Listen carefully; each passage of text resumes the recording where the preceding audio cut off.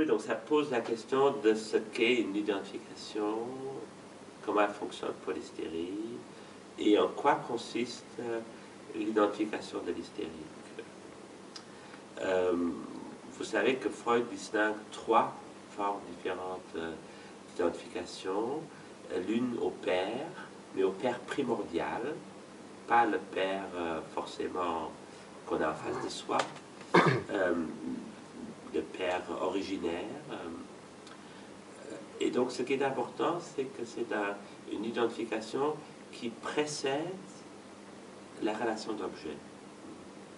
Donc par rapport à la question que nous nous sommes proposés de travailler, la question de l'objet, donc l'identification qui précède la relation d'objet.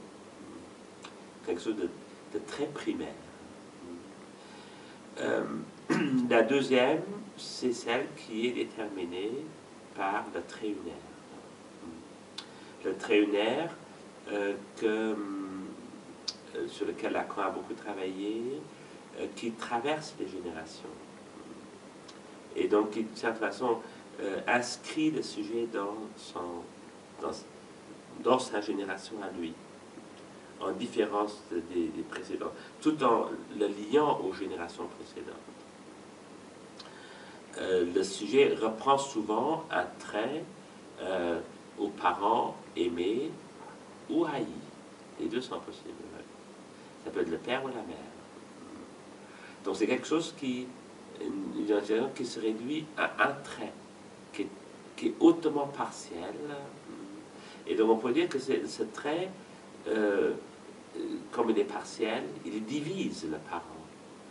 Il fait de ce parent dont on prend un trait, il le fragmente. Il ne reste que des morceaux.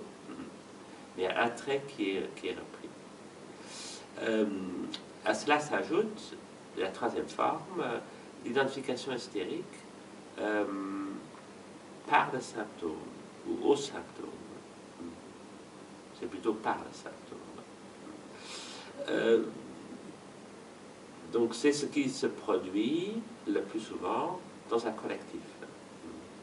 Ou on peut aussi l'inverser, c'est cette identification par le symptôme qui crée le collectif, qui crée une forme de masse, entre guillemets, dans les termes freudiens, tout à fait éphémère, par le biais de cette identification, par le symptôme.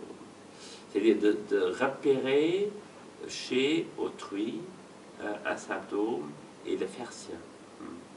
C'est-à-dire, ça c'est mon symptôme à moi. Et donc ça crée un collectif. Et ça conduit à une hystérisation, non seulement de l'individu, mais à une hystérisation de la foule, dont jouent les politiques, ou des grands orateurs, ou certains chanteurs qui hystérisent les foules. Donc c'est un phénomène collectif qui fonctionne très bien et qui a une sorte de facilité, de fascination qui est aussi qui fonctionne par ce biais-là et qui fait que il y a souvent des petites communautés qui se créent par ce biais-là dans la façon d'être, de se comporter, de parler, de s'habiller, de porter certaines marques plutôt que d'autres. Donc tout ça fait partie d'une identification hystérique, d'un phénomène collectif. Mais la question de l'identification, elle est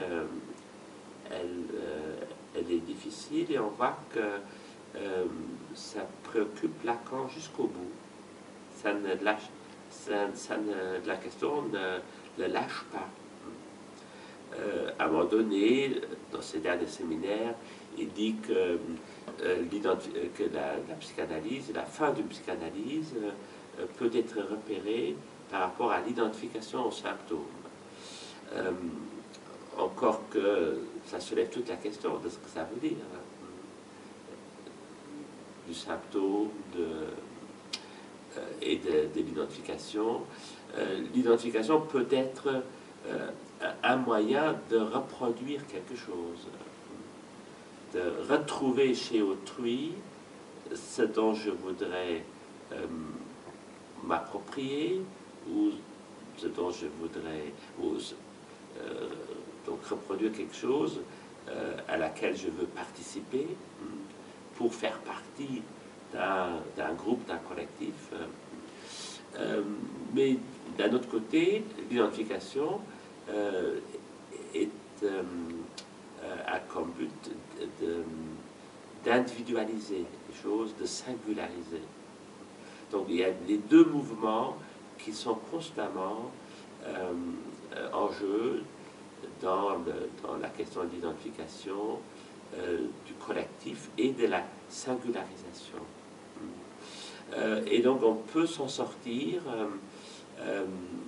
en introduisant une autre notion qui apparaît plus rarement chez Lacan, mais qui est tout aussi essentielle, c'est celle de l'identité. L'identité qui n'est pas forcément l'identification. Parce que l'identification, si elle devient hystérique, si elle a un facteur de groupe, de collectivisation, fait plutôt perdre l'individualité, fait plutôt perdre l'identité.